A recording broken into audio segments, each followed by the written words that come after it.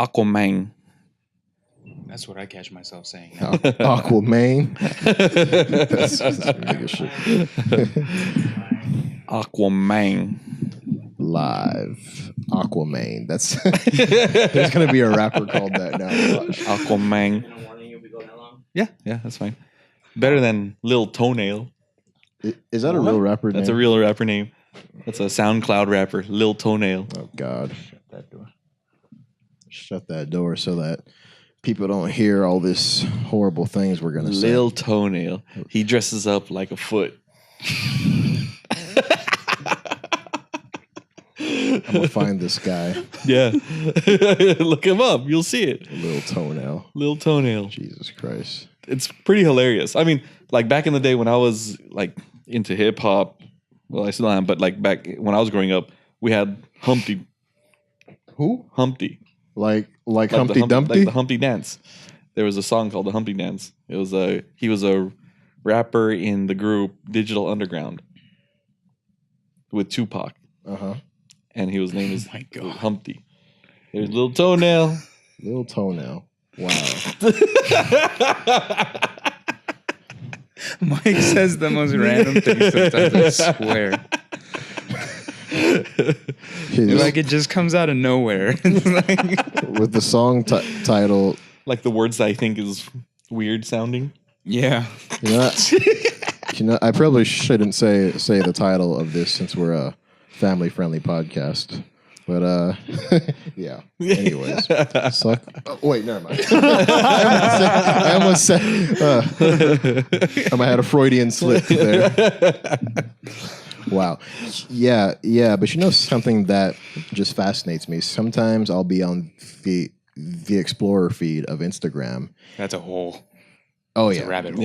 It's a rabbit hole that nothing ever good comes out of most of the time, and I was astonished by the amount of these rappers or people who are involved in the rap game somehow, but just these people who really don't have anything to offer, but yet I see that they have millions of followers. And what I mean is, like, you know, I found this one guy.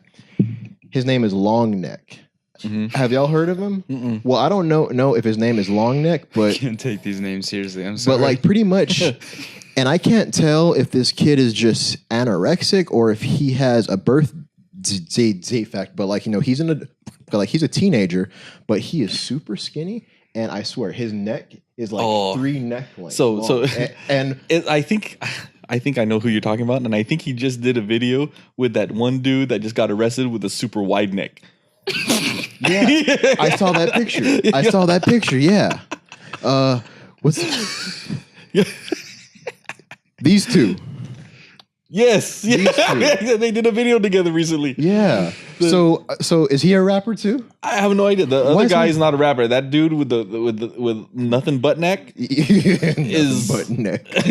Nothing but neck. What the? is like, I think he's just some dude that got arrested, and that was his mugshot. That's what people were reacting to. But yeah, Apparently he's supposed to have an MMA fight pretty soon. oh really? Yeah.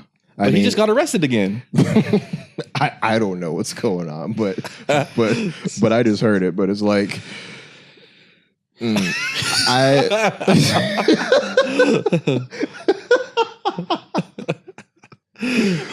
what are the odds that these two would come together and meet? Dude with the longest neck in the world, a dude with the biggest neck in the world. But oh man, I was gonna ask like how people come up with their own names. Hey, but- what's with all the negativity, dude?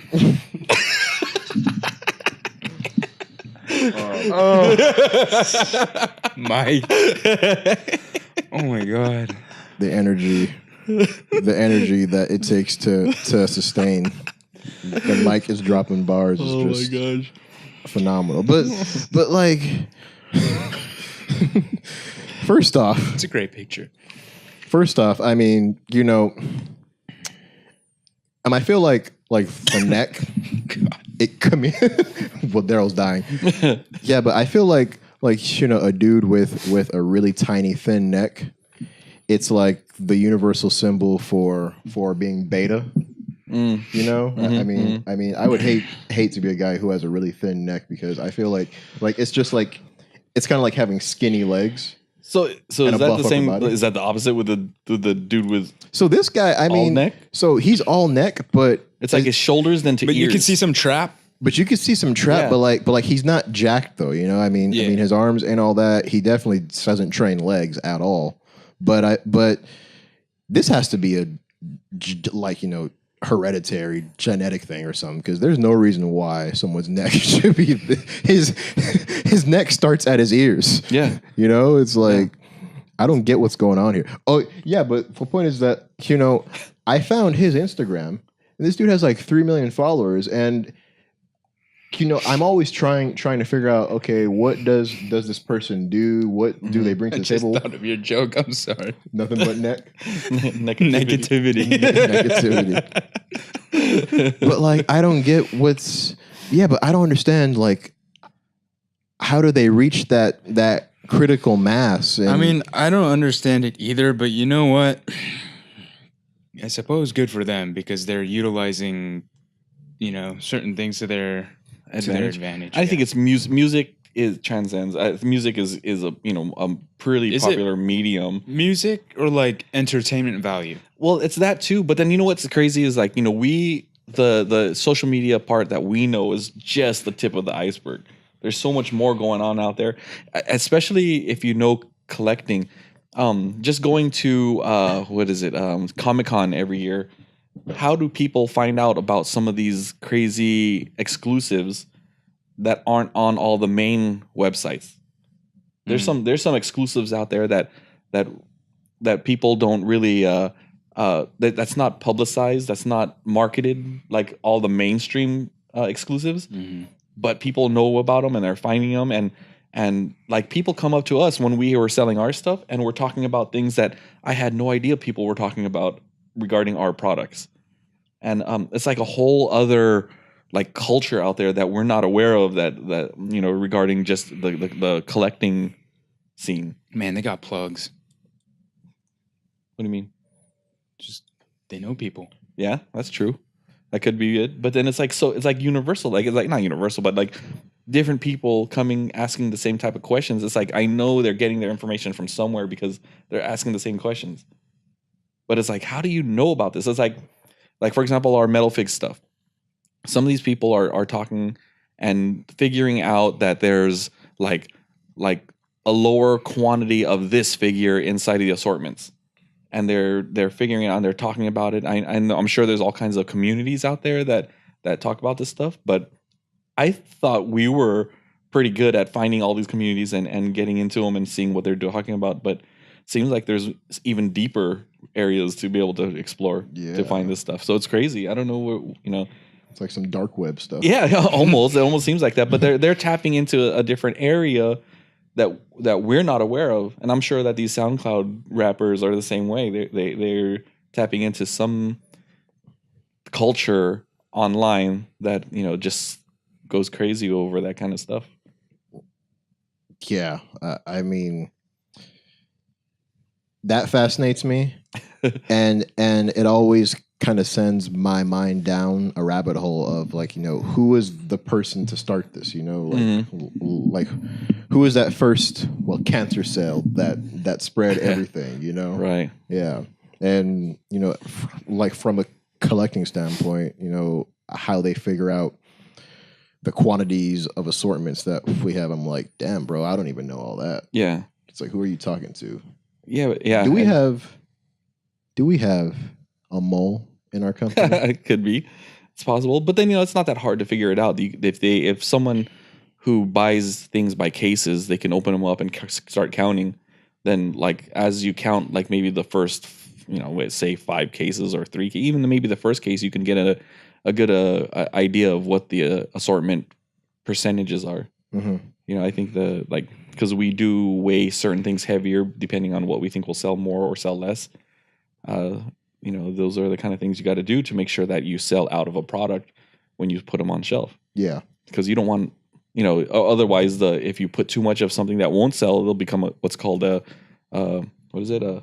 shelf warmer. Yeah. And that just kills the product. I remember you talking about that a while back. Pretty fascinating.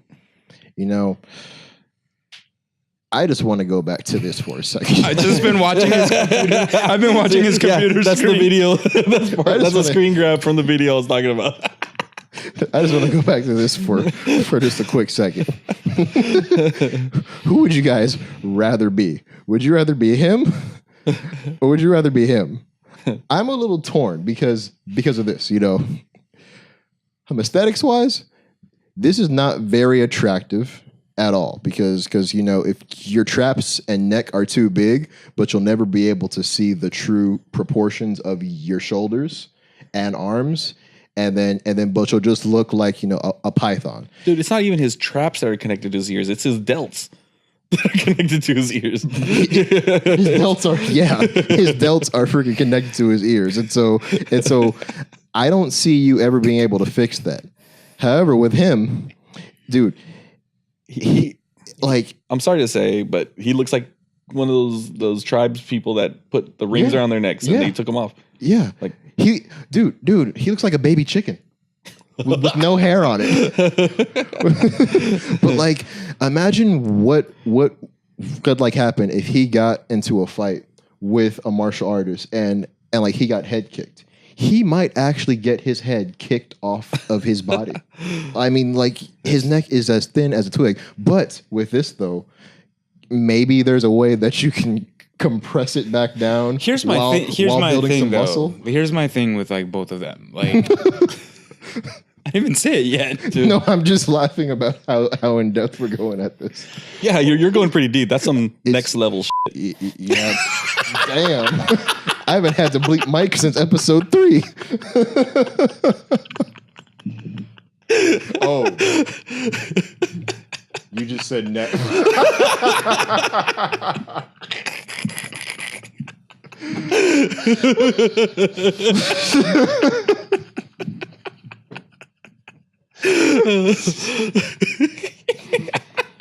I can't do this.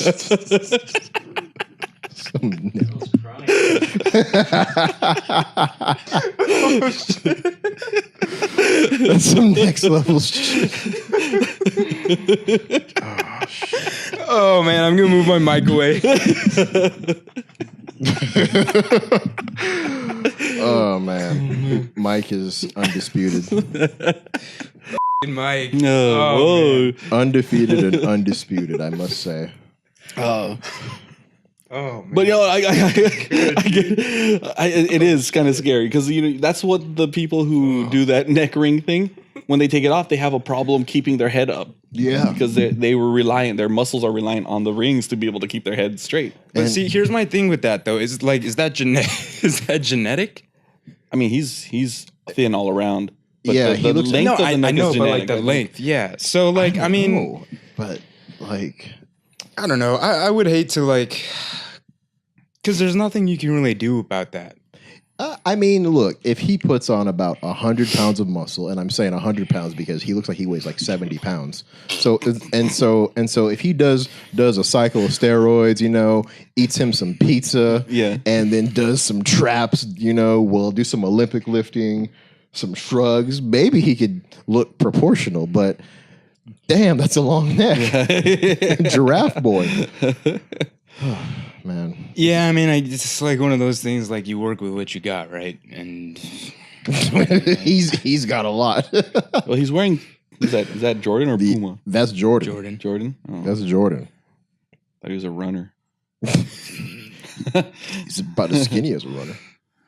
Well, yeah, that's what I was saying. Maybe he's more. I don't know. I mean, here are these ladies, Yeah, that's what Mike was talking about. Yeah. Well, I don't know. Because you guys know me, I think of everything from a functional, combative standpoint. Yeah, I would love to fight somebody whose neck is that long because as soon as I get you to the ground, I'm going straight for a rear naked choke, and you won't be able to block me because your neck is 2 feet long. I can just squeeze it anywhere. But this guy, I mean, how are you going to choke him out? You'll just slip right up to his chin. Just- You can't choke him out. I don't know. I need to get off this. maybe. I think we spent a lot of time on Just that. let me exit out of that one. Let me just take a sip of my tea. Oh, yeah. All right. Mike has me dying today.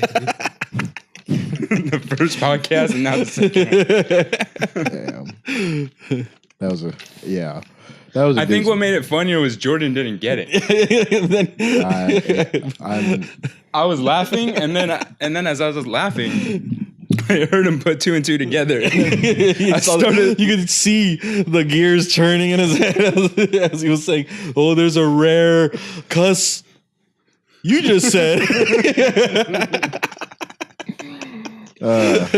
Oh man, we have fun here. I haven't laughed that hard in a while. Jesus. Yeah.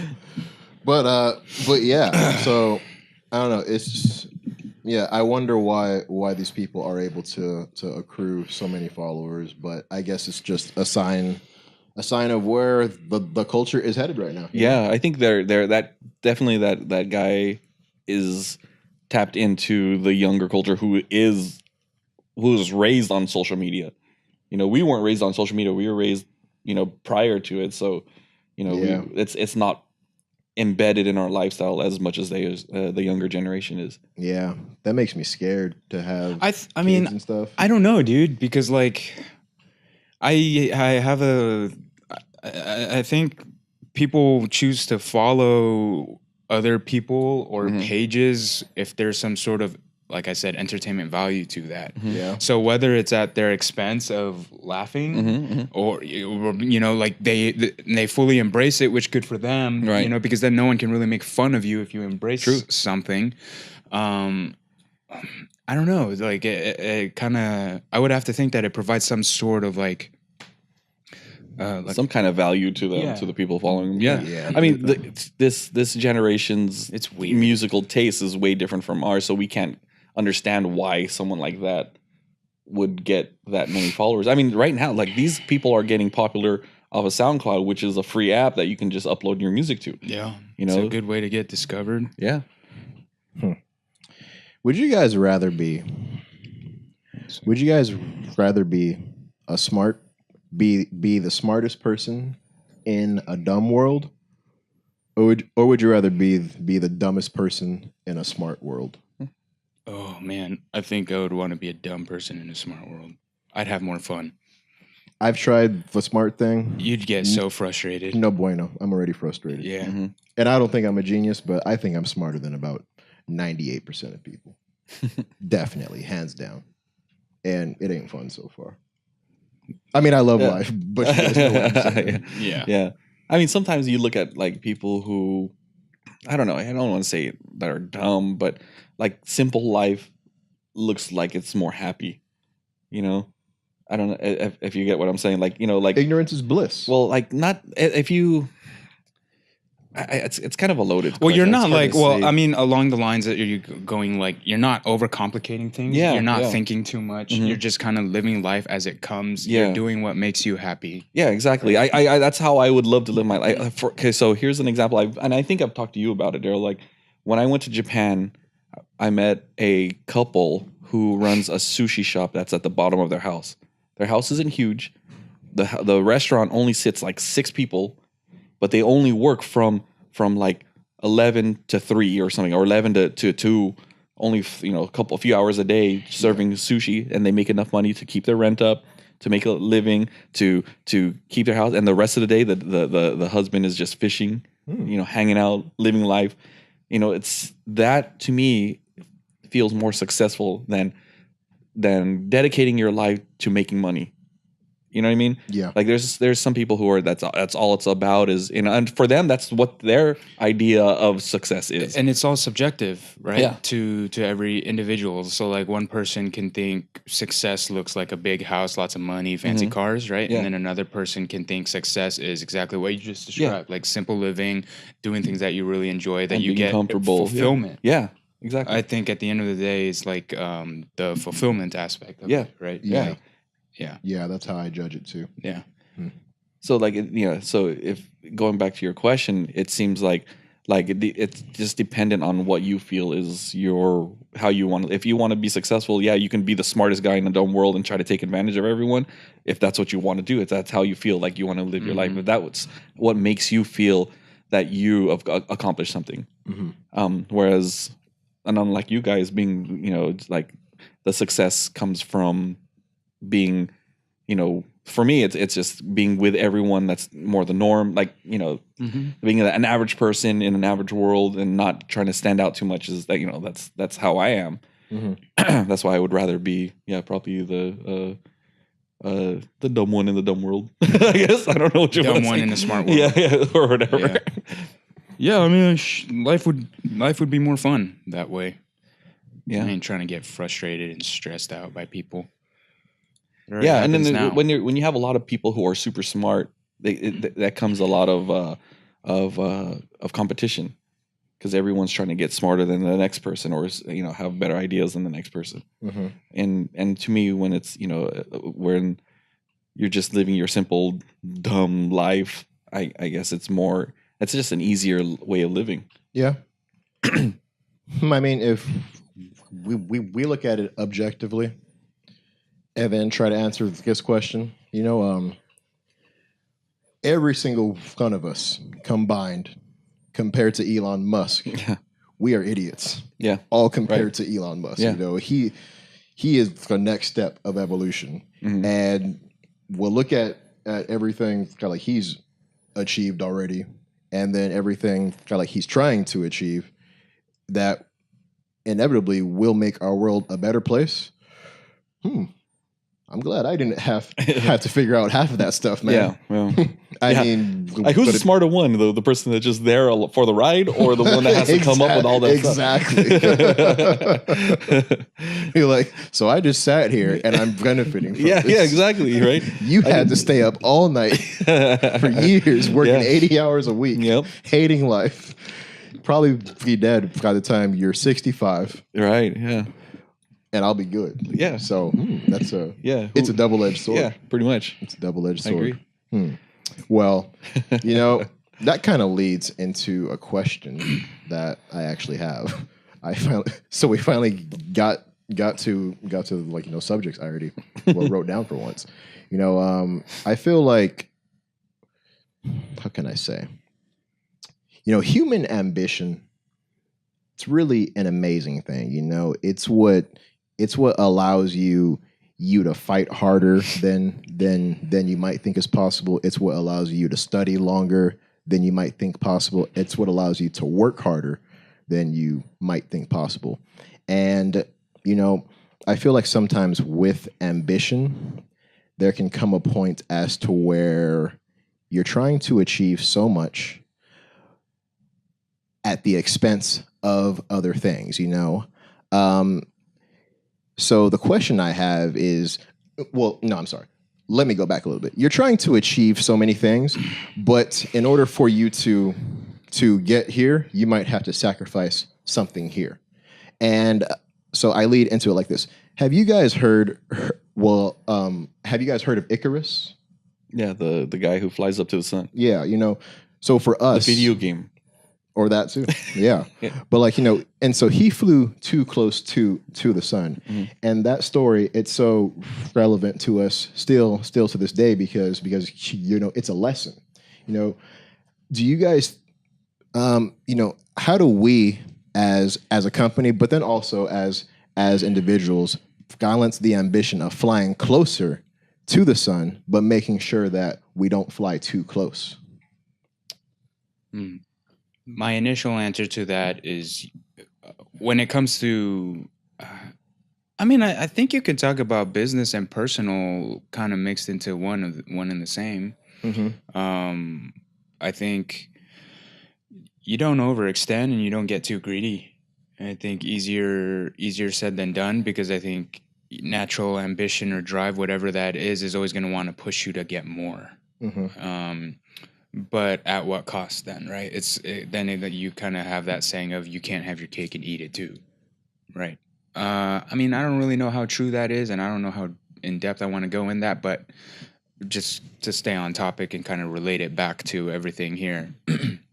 I think for us here and a lot of what we do on a day-to-day basis as far as like projects and things like that, it's making calculated decisions.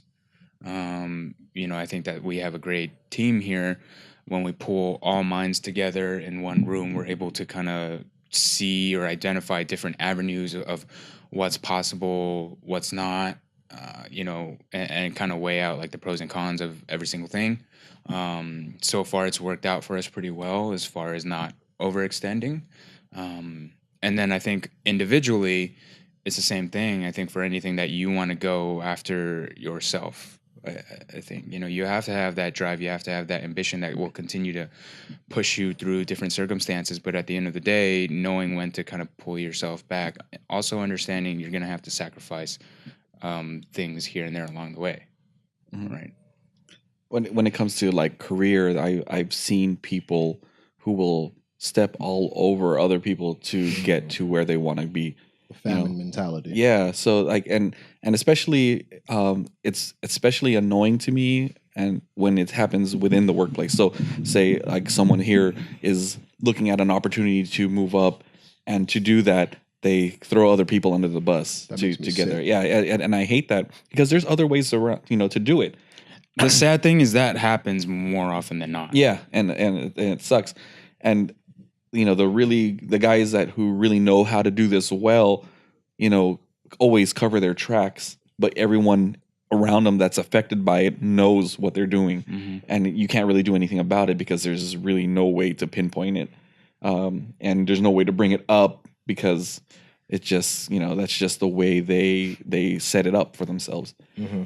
And that's frustrating, but then, to me, those people always get it in the end, just like Icarus did. They just take it too far, and they'll eventually things catch up with you. It'll catch up to them. I want to elaborate too, just a little bit, as far as like what I mean by the sacrifice part of it. So like, for example, going back to what we were talking about earlier with the whole success being subjective to everybody. But I think if somebody had, the ambition to want to seek out what their definition of success is, let's say it's a big house, it's money, cars, material, right? What does that entail along the way?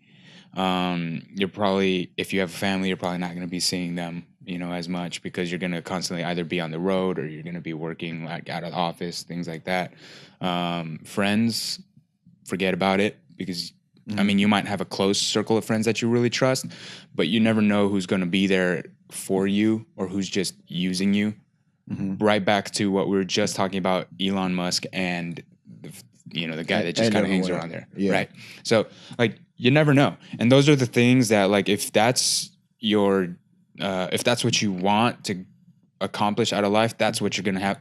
You're gonna have to give up that part of your life. You can't have both ways. Yeah, and I would think you would have to be a little bit more cautious in your approach to certain things. It's a pretty lonely life, I would think. But if that's what makes that individual happy, that's what it's going to take. Vice versa, if you live a life, or you try to live a life that's a little bit more fun, a little bit more fulfilling, what do you say? Like, yeah, then you're sacrificing maybe the potential to live, in a big house, have loads of money. Like, it's just always a trade-off. Mm-hmm. That's what I mean by the sacrifice. Yeah. So. Yeah, I get that. Yeah. And I think that the saddest thing about people who will stomp on other people to get theirs is that they're really convinced that in order for me to be successful, it means that you have to not be successful. Mm-hmm. When the fact of the matter is, we live in such an abundant world as where there's plenty mm-hmm. to go around. It's just a matter of your competence. If you can rise on the competence hierarchy, eventually, somehow, some way, you will get to the very top. Right. But yeah, I would agree that those guys, they always will fall in the very Yeah, I mean, but it is harder for the person who's more compassionate towards the other people that are working around them because yeah, that there is some truth to that saying the nice guys finish last. definitely. And oh, I'm sorry. Go ahead. No, go for it. Well, do nice guys finish last? Yes, and I think that's because I think it's because of a lack of self awareness, but and then also so because they're okay. Here, let me preface this a little bit. So there used to be a psychologist. His name was Carl Jung, fascinating psychologist, and he has a quote saying, the branches of a tree can only reach heaven if they're rooted in hell. And so pretty much, he's saying that a man who is harmless is a useless man. A man who has the ability to be a monster, but chooses not to be a monster, chooses to be good, but has that capacity to do it, is a good man. Because he is of use. He stands up for himself. He does things when they're hard. He'll say no to the people who need to be put back in line. Yeah. And so I feel like the nice guy, he thinks that because he's nice, that he's entitled by the world and then entitled by everyone else to get that back, when no, man, that's not how life works. You're gonna have to put your foot down. You might have to be the short-term bad guy to be the long-term good guy, but you can still do that without stomping on other people. It's just a matter of being alpha and proving your competence. I mean, I know I was all over the place with that one, but I think I agree with that, and I'll also take it one step further and say that yes, it's good to be a good person. I think it's good to be nice, but you also have to be opportunistic. You have to have a little bit of edge to you, and I think the problem is when you're talking about a really nice person, when the opportunity comes, what do? Do you act on it or do you freeze on it? And then you start thinking about certain things like, oh, this is kind of a little out of my comfort zone. I'm not entirely sure. So let's just say related back to, the company. If there's a position that something that you're eyeing or maybe someone else is eyeing, if the opportunity presents itself, what are you going to do? I would hope that you laid kind of the groundwork and the foundation to build yourself, to put yourself in the position to be able to take advantage of it when it comes. But when once that day comes and the opportunity arises, it's kind of all right, now you're talking about self-confidence and kind of pushing yourself out of your comfort zone to go after it, to really believe in yourself that you can take that next step to go higher. Yeah. Where I feel it's very easy to kind of get into yourself mentally and talk yourself down and talk yourself out of it and kind of be like, oh, I'm not entirely sure if I can do this. I'm not entirely sure if it's the right thing for me. Yeah. But to that, I just say you'd have to just go do it. You just have to go do it and you'll figure it out later. Yeah. The human brain is really good at keeping you in the comfort zone. It's really great at that, and making sure that you stay stagnant, while making sure that you don't take an unnecessary risk and possibly get eaten by a tiger or kicked out of your house because you weren't able to pay the bills and stuff like that. But I don't know, man. I've had times in my life as to where before I started to think a certain way, and I've had times in my life as to where my goal, it was to maintain, and somehow no matter what, I fell back. You know what I mean? It's it's impossible to not. I feel like it's impossible to be happy without pushing for something. I don't know, like that whole mentality and the whole idea of oh, I'm gonna retire with all this money and sit on a beach drinking beers. I'm like, that's cool for about a day or two, but after a week of sitting on that beach and just doing nothing, you're gonna feel like shit, you're gonna feel like just a sack of rocks that's just purposeless. I don't know. That's yeah. I don't know. I'd rather fly closer to the sun and potentially get my wings burned off than just stay at home being a little soy boy. Soy boy? A soy boy. A soy boy is a new way to insult like the beta males. Oh. Yeah. Mm. Never heard that before. Yeah, but you're gonna start to use it up. Soy boy. Thought you were making fun of Vegans. I sure can. I sure can. I'm just kidding. I don't hate on the vegans. Well, they're important too. Yeah. Even though I'm just kidding. Here we go. I'm not about to go there. Although I'm not afraid of vegans though. But yeah. Anyways. By the way, sorry vegans, but but y'all gotta stop pretending like the vegan hot dogs are actually good. We know that you guys are just lying and trying to convince everyone else that it tastes good, but I don't buy that. Sorry. You know, there's these vegetarian Chinese restaurants around here all over the place. There's one called Happy Family, and it's pretty darn legit. Dude. Yeah? It's pretty good. Like their orange chicken, even though it's not chicken, I think it's mushroom. It's pretty darn good. Yeah? Yeah. Okay, I'd be down to try it. Yeah.